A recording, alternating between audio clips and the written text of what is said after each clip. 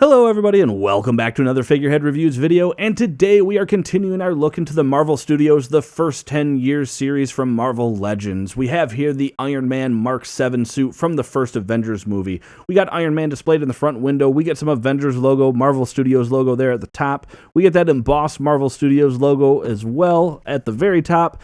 On the side, we do get a little synopsis there of the first Avengers movie. If you want to read that, go ahead and pause it now. And on the back, we do have a shot of the movie poster as well as the read-up.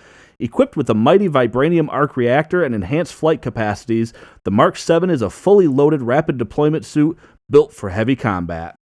And on this side, we do get the Avengers Build-A-Picture piece. This is part 3 in that series, so pretty cool there. And then on the bottom, we do have the UPC code. If you want to check with your retailer to see if they have this in stock, I actually found this on clearance at Best Buy. But enough about that. Let's get this open and take a look at Iron Man.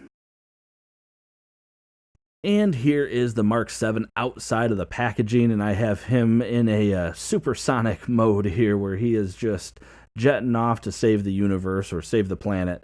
And all in all, it's cool that we got a unique Iron Man sculpt with this as far as getting those extra flaps and things like that. And of course, we get the paint to match similar to what we saw in the movie. I will admit, though, I feel like they could have gone with some other figures for the first Avengers movie. We could have got maybe an updated paint on a Hawkeye figure with an updated body mold and things like that. I actually would have really liked to have that.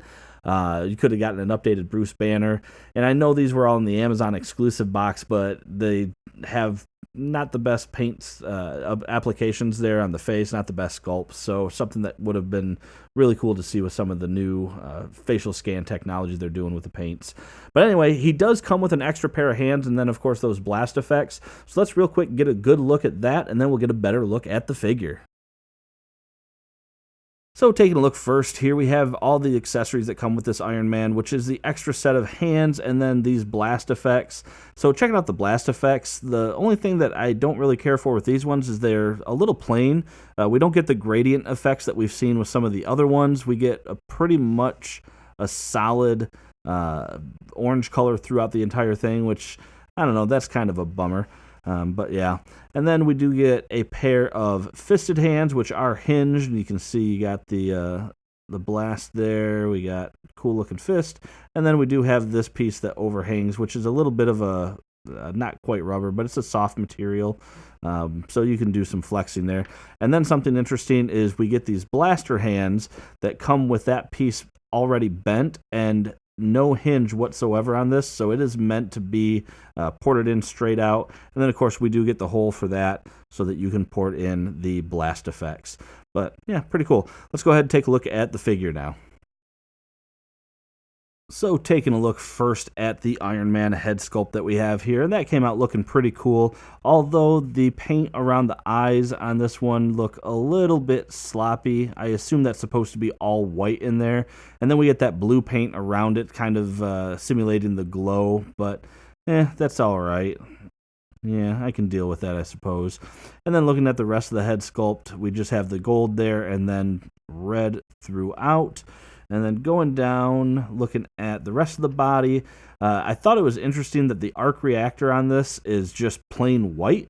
Now, I don't know if that's just mine. I haven't had any others to double check, but yeah, that's just very plain looking, which is sort of a downer. We get a little bit of deco here, the gold and the silver at the top, the shoulder pads that are up here, so you do have some freedom of movement on the arms, which is nice. And speaking of which, we got that silver peg is kind of cool. I like that. Or silver hinge, rather. And then we get the gold throughout. And then, of course, one of the cooler features here on the back is we do have these flaps. So they just hinge right up. And this one got really messy with it. We got some paint smudges and, yeah. And then you do have the other set of flaps right there. So that is fully extended as far back as they go. This one on mine was a little bit loose, not too big of a deal, but yeah, that's a pretty cool feature. I think that is neat. I know I've seen some other reviewers talking about trying to like port some blast effects in there, but it doesn't look like it's going to work too well. But yeah, that's still really cool looking. I like that. And then real quick, just taking a look at the rest. Yeah. I mean, it's nothing crazy. We've seen some Iron Man figures before, and the paint looks good on here. Like, I like how the gold came out, and I like the use of the silver on the hinge pieces just to give it that extra variation, especially like when you bend the knee. And then, yeah, we get a little bit of deco there and the boots. So, yeah, I mean, it is a good-looking figure for sure, and I just think there's some opportunities with, like, the arc reactor, and then, again, the eyes are a little sloppy on this one, but overall, it's pretty cool looking.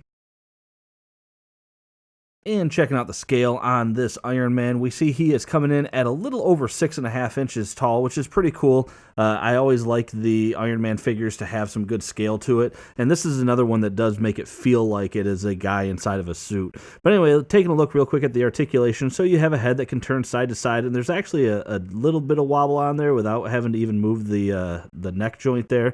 But you get a chin that can bury down pretty far, and the head can go back. Not too bad. It does get blocked by that there. We already saw the articulation on these guys here, so I'm not going to go over that again. But we do have arms that can rotate, but you will kind of want to bring them out and around just if you don't want to stress that too much. And they can come up pretty far as well. That doesn't inhibit too bad. You do have a bicep joint in there, double jointed elbow. And then as I mentioned, these hands do not have any hinges, but the fisted hands do have hinges. But you can still rotate these ones if you did want to. You do get a diaphragm joint that gets you not very good tip forward there, but you do actually get a little bit better on the going backwards.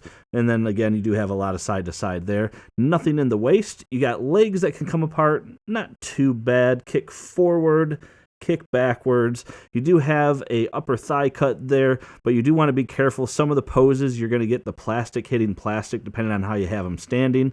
You do have a double jointed knee, and then you do have a ankle hinge with ankle pivot. You just might run into some issues there with that, but that's not too bad actually. As I'm looking at it, it's a little bit better than what it's been in the past, so not bad. And for a quick comparison, here are some of the other MCU Iron Man figures we've gotten throughout the years. We have the Iron Man, I think this is the Mark 43 from the Thanos wave from a couple years ago.